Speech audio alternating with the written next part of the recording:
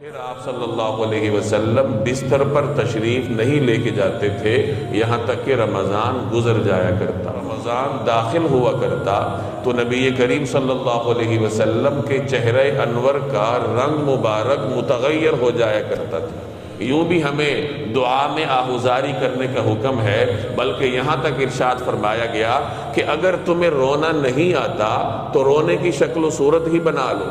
یا تو دعا میں جب رمضان المبارک آ جایا کرتا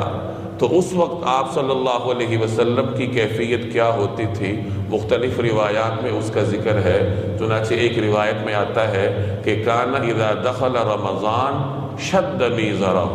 ثم لم یأت فراشہ حتی ینسلخ، کہ جب رمضان آ جایا کرتا تو نبی کریم صلی اللہ علیہ وسلم عبادات کے لیے کمر بستہ ہو جاتے، اور پھر آپ صلی اللہ علیہ وسلم بستر پر تشریف نہیں لے کے جاتے تھے یہاں تک کہ رمضان گزر جایا کرتا۔ گویا کہ رمضان کے مہینے میں آپ صلی اللہ علیہ وسلم بستر کی طرف متوجہ ہونے کی بجائے، آرام کی طرف متوجہ ہونے کی بجائے عبادات پر توجہ دیا کرتے تھے۔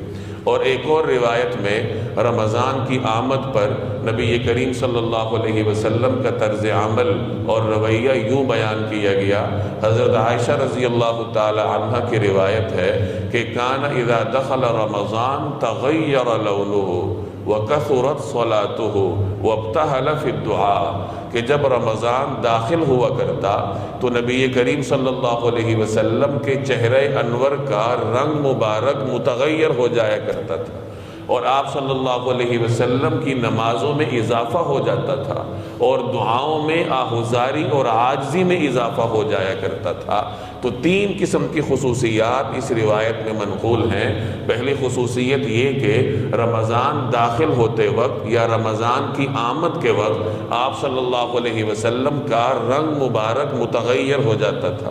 محدثین فرماتے ہیں کہ یہ رمضان کے بارے میں آپ صلی اللہ علیہ وسلم کے اندرونی تفکرات ہوتے تھے کہ اس مہینے کی جو عظمت ہے اور اس میں جو اللہ کی عبدیت کرنی ہے، اللہ کی جو بندگی کرنی ہے، تو اس بندگی کے حوالے سے آپ صلی اللہ علیہ وسلم فکر مند اتنے رہا کرتے تھے کہ آپ کی فکر مندی کے اثرات آپ کے چہرہ انور پر یوں ظاہر ہوتے تھے کہ چہرہ انور کا رنگ مبارک متغیر ہو جاتا تھا،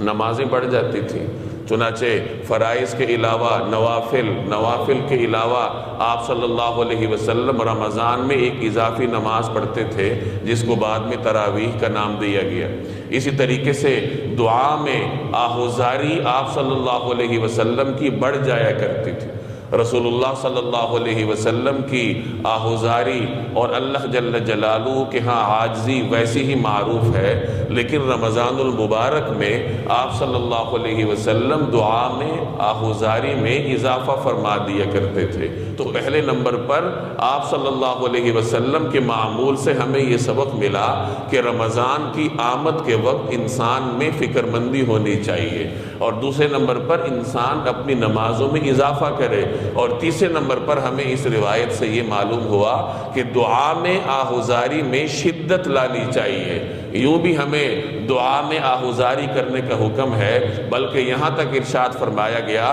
کہ اگر تمہیں رونا نہیں آتا تو رونے کی شکل و صورت ہی بنا لو،